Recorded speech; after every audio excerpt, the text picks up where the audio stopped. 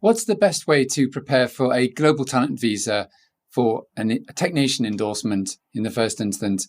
And let's say you've got some time on your side. Now, what I mean by time on your side is that could be at different stages of life. Maybe you're young and just starting out. You haven't necessarily specialized. Maybe you've done your first degree. You haven't specialized in an MA. Or maybe it's later in life and you've been victim of one of these redundancies that's going on in big tech at the moment. But either way, you're kind of starting from scratch, if you like, as we all have to, right? At one stage or other of our lives, the world transforms so fast. Basically, seems we all at some stage or other have to start from scratch. Well, I want to just start with, specialization. I mean, now you've got to undertake lifelong learning. So maybe you're starting out, but even if you're not, either way, you're going to need to be studying something, whether you're in your 20s, 30s, or 40s, or 50s, or beyond. You need to be studying the right subject. Now, I've said the right subject because everything now is moving in favor of technology. I speak to people from lots of different sectors, and the two areas where it's easiest to do well, and also in visa terms to secure a visa, it's anything to do with technology and also health.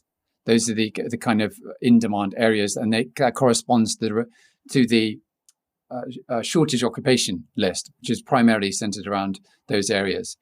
So it doesn't mean that everyone needs to do a STEM subject. I work with clients who are experts in user interface and user experiences, and they've studied the humanities, and that makes sense in terms of user experiences, understanding how the mind works. But the point is, it's still geared towards technology. Now, a lot of my clients reach the stage in their careers where they have been, let's say they've been software engineers, where they transcend that, right? They're no longer doing coding, they're doing management. But nonetheless, their foundation was in technology and coding or something that's tech related. So studying the right subject is important. Computer science is fantastic. If that sufficiently interests you and you're able to do that, then great. Likewise, if you're looking at this from your children's perspective, maybe your children are looking at what they want to study and you're in a position to make suggestions without forcing them one way or another, then anything that's related to computer science, to these quite tough subjects, is going to put them in a better position long term, probably in career terms generally, but definitely in connection with visas. Now, for technicians specifically, I've said here, like, entering and becoming a finalist or winner of 2 to 3 hackathons or competitions relevant to your discipline. That is not an easy thing. To do that, you need a year, 18 months. But it's doable. It's doable if you put your mind to it. And I've had clients where they haven't had quite enough to apply for technician. I've said, look, let's wait 6 months. They do a hackathon or competition, they win it, and then it goes through. So, but those competitions and the experience of doing them, even if you don't become a finalist or winner, it's very worthwhile. I would say that's a great thing to do. And again, if you've got time to play with, if you're a student at the moment even, and you have the opportunity to maybe leverage student projects that you're doing to enter those into competitions, then that could be a great idea as well. Now, I've said 2 to 3 international conferences as a speaker or panelist. Even if you're going for the promise subcategory, it's still necessary to get this external recognition, as they call it at TechNation. So 2 to 3 international conferences where you've attended as a speaker or panelist. Again, these are not easy things. Initially, as I've said here, in the interim, attend them anyway as a simple attendee, to get to know people, to start networking, and then to see where the opportunities are. You can do that in a way that, surfing on YouTube can never get you, right? By actually being at a conference. And again, that really helps with external recognition when you come to make a global talent application. Now, I do work with clients from the big tech firms like Google, Meta, and so on. And if you're at a big tech firm like that already, but you don't have the external recognition element, then you can leverage your position at those firms to do that much more easily than if you were just getting into tech.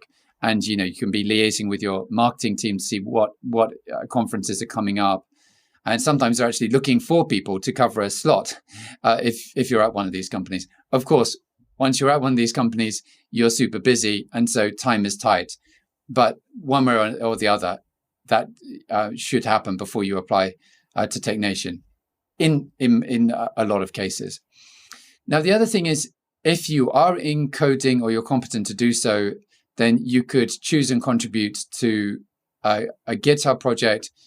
You might need the permission of your employer to do that because there might be an anti-competition clause, and show a sustained number of commits. So one of the things that TechNation looks at is the number of commits on any GitHub profile, contributing in a significant or sustained way to an open source project is one of the ways of getting through. Then I've said secure a mentor or mentors who are at Google or ex-Google, or substitute for that Meta or another big company, by cold outreach. In other words, reach out to people. It's amazing what goodwill can do, and it's by simply saying to people, "Look, I've checked out your profile; it's really inspiring. Would you be prepared? I'm looking for a mentor. Would you be prepared to have a 10-minute call with me to learn about what you do and how you got into this position? Because I would love to mirror that path." And I think sometimes younger people, maybe not these days, but certainly I was guilty of this. I was thought when I was younger that, these people are too busy, or I'm not, too important for me to approach them. But no, people are really willing, especially if you're younger, but at all stages of life, but particularly if you're a young person who's outside of the industry saying you're looking to get in, would you help me? It's amazing. Some of my clients are wonderful like this, who are very big in tech, but they still carve out time to help people and provide mentorship. So you get yourself a mentor, reverse engineer what they're doing to put yourself on that pathway. That will really set you up as well for a TechNation application. Now then start a utility how-to YouTube channel on a specialist software development subject. Build up a portfolio of open source projects that you've been working on and talking about. So if you're on GitHub anyway, then you're making commits, you might as well tell the world about what you're doing. And why not, right? Show people how to do this, how to do that. In other words, you're solving problems as you're building software or contributing to open source projects. So why not document that and put some stuff out there and have a portfolio of open source products that you've been working on? And that will be really impressive. That will just add to your CV. Definitely help as well for your TechNation application, where there's no interview, right? They're doing this purely on the basis of the papers. And if they can see your YouTube channel, see you in action, then that is potentially a big advantage. So I've said here, next point, in parallel, apply to top tech companies for sponsored employment. Maybe this would be premised on you needing sponsorship, if you're genuinely looking for sponsorship.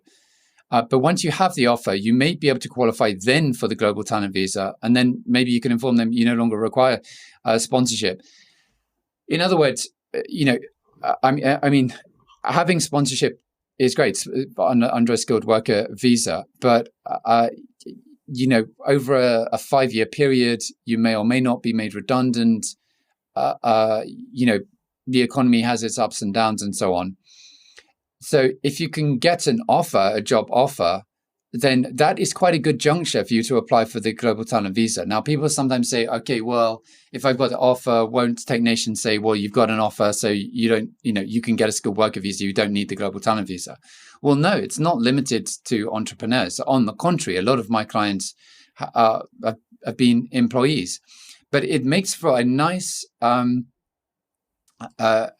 really nice narrative where, you rather than it being speculative as to what you're going to be up to in the UK, you can be saying, well, I've done X, Y, Z, and I've now got a job offer from X tech company to do this project which is product focused.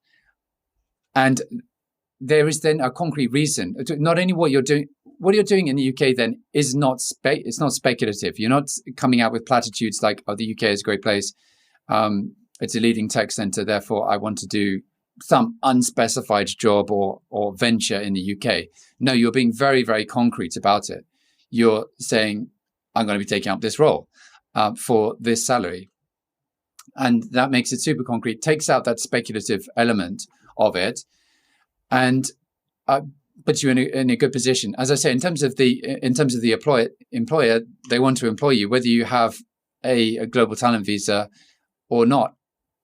Is either a matter of indifference to them, or they would actually prefer if you had a global talent visa, because it means they don't have the administrative burden of sponsoring you. So they'd probably be over the moon if they're envisaging sponsoring you. They give you the job offer, and then you say, hey guys, actually, I've got, pleased to say that I've got the global talent visa. Or you could start, you could always start on the job and then apply to switch. But probably the optimal time to apply is when your powder is dry. You've got the job offer, but you haven't got the visa, and then you're making your application to Technation. Now, there's broader points here, which is that this is your prospects on an endorsement application and on getting the visa are linked to your achievements generally. And often what is best for you in career terms is also best for you in visa terms. And so I think, reading these books like this one here, I've got Maximum Achievement by the wonderful Brian Tracy, Strategies and Skills that will unlock your hidden powers to succeed. I mean, this is about achievement in the more general sense.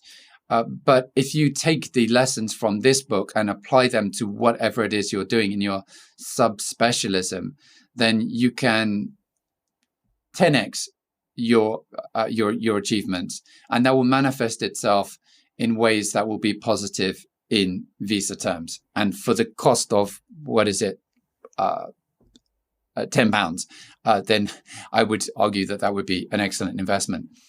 So I hope that's helpful in terms of some tips. I mean, this is if you've got time, right? I mean, sometimes the visa situation is more urgent. You don't have time. But if you've got, a few months or even years, you're really looking ahead, really looking to plan these things out and be strategic about your career and strategic about your visa situation. Or, as I say, if you've got kids, maybe teenagers looking at what they want to do, they've got a general sense of direction, then guiding them in this kind of direction is, I would argue, definitely something that's not going to harm them and could lead to a lot of benefits.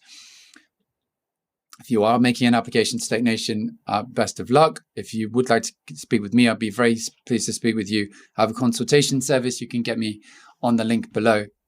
Bye for now.